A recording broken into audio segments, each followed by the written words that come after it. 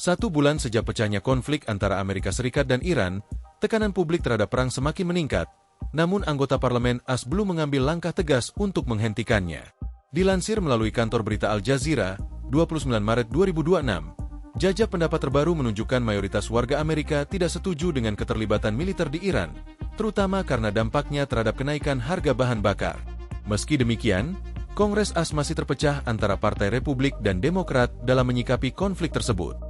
Upaya untuk membatasi kewenangan Presiden Donald Trump dalam melancarkan perang kembali gagal setelah Senat menolak resolusi kekuatan perang.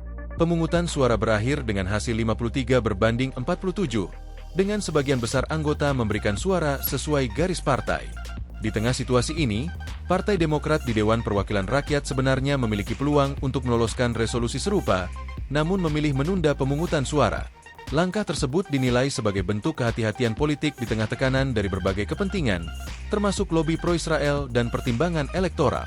Sementara itu, pemerintahan Trump belum menunjukkan strategi akhir yang jelas terkait konflik ini.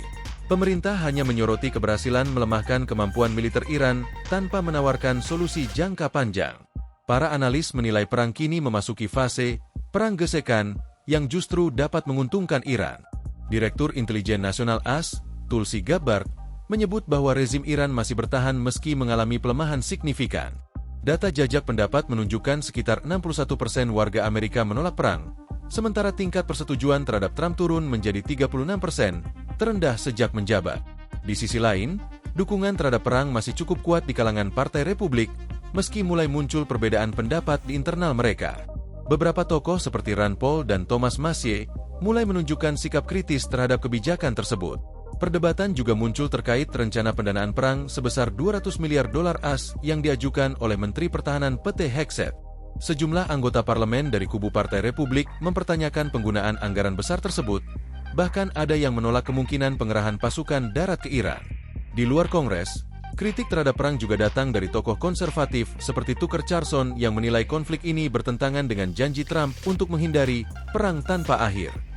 Pengamat menilai lamanya konflik dan kenaikan harga energi akan menjadi faktor utama yang menentukan dampak politik ke depan. Jika perang terus berlanjut tanpa hasil jelas, tekanan publik diperkirakan akan semakin meningkat dan berpotensi mempengaruhi peta politik menjelang pemilu berikutnya.